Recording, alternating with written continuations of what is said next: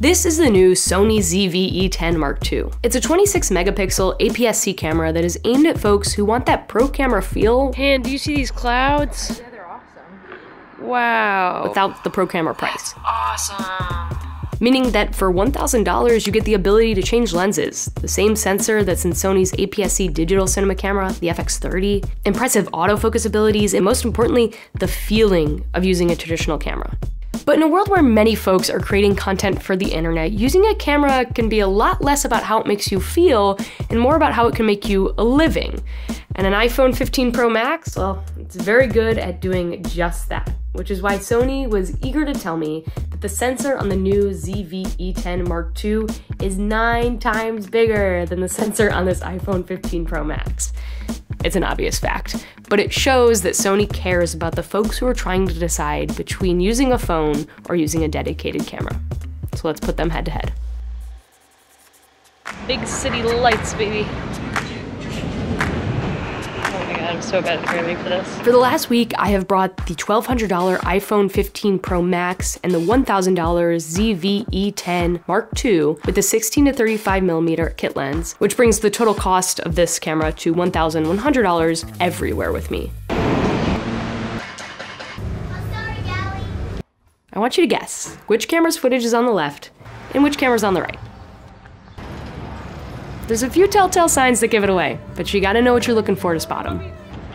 This is one of them. And here's another. Okay, so on the left has been the ZV-E10 II, and on the right has been the iPhone 15 Pro Max. You may have noticed the iPhone's terrible lens reflections at night. There's a whole extra Brooklyn Bridge here, or how the Sony holds on to contrast, like the deep shadows on my face here. And if you're just looking for the quick answer, can an iPhone create an image as crisp and clear as a camera with an APS-C sensor? Well, the answer's pretty evident. It can. Most of the time. This test boils down to software versus hardware. Phones use a lot of software to compensate for small sensors and lenses in a process called computational photography. In the case of the iPhone 15 Pro Max, the camera is using tone mapping and it takes multiple frames at different speeds and exposures in order to create a balanced image with minimal noise. And it even uses a LiDAR sensor to sense depth and create background blur. It also recognizes things in the scene, such as the sky or a face, and colors those things to what it has decided are the most pleasing representation of them. For the most part, this process allows the iPhone's camera to produce great images instantly. I made a whole video about the iPhone 15 Pro Max's camera that I'll link below if you want to deep dive on just that. The downside to computational photography is that you're leaving a lot of creative control up to the camera, which doesn't always lead to the best results. For example, in the native iOS camera app, there is very little control over focus, so I couldn't get the iPhone to focus on the branch that was closest to me here. And then there are times when you can see the iPhone struggling with skin tones, like in this video, where my face just turns more and more red. And then there are color decisions that I can't even begin to explain, like what's going on behind the steam with the hotel sign here. On the other hand, there are times like in this very low light situation, where the iPhone was able to recognize the cat as a subject and take a longer exposure, then stitch multiple photos together to create a much less noisy and overall brighter image. Also, the iPhone has much better image stabilization, which leads to far more steady video footage. But what I find interesting is that even though the cameras on our phones have gotten better and better, the amount of folks asking me for dedicated camera recommendations has never gone down. In fact, I'm getting them more now than ever before, which is why I wanted to make a video about this one. All right, so I got this pasta recently. I mean, what? I like to think of Sony's ZV lineup as gateway cameras. Salty like the sea, baby. This new ZV-E10 II has so many of the same features as higher-end Sony cameras, such as the menu system and great autofocus performance, although it does not have the autofocus prediction and AI chip of the ZV-E1 or higher-end A7 models, but it does have a more beginner-friendly interface and many features that help folks get that pro camera look. There's a bokeh mode that prioritizes settings for shallow depth of field, a Cinevlog setting that changes the colors and aspect ratio in order to make things more cinematic, and a product showcase feature that automatically sets the focus to any object you hold up in front of you. And all of this can be wrapped up into a white body option that just looks hella cute, even if you never turn the thing on. You'll be hard-pressed to find a new camera in 2024 that is high-spec, low-cost, and compact as this, especially one that allows you to put any E-mount lens you want on it.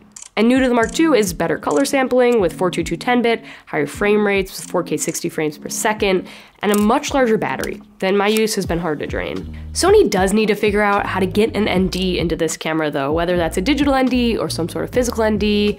An ND filter is just a filter that goes in front of your sensor and it minimizes the amount of light hitting the sensor, because sometimes when you're shooting video, too much light hitting the sensor is actually a problem. And choosing an ND filter could be confusing because you have to know the thread size of your lens and you have to know how much light you want to block. So for a beginner, having that built into a camera I think is important. The problem is that's definitely going to add bulk and cost, and those are two things that Sony definitely is trying to minimize in this lineup. Another thing that would add bulk and cost, but should absolutely be included in a camera that is so video-centric, is in-body image stabilization. The electronic stabilization that is here doesn't perform well.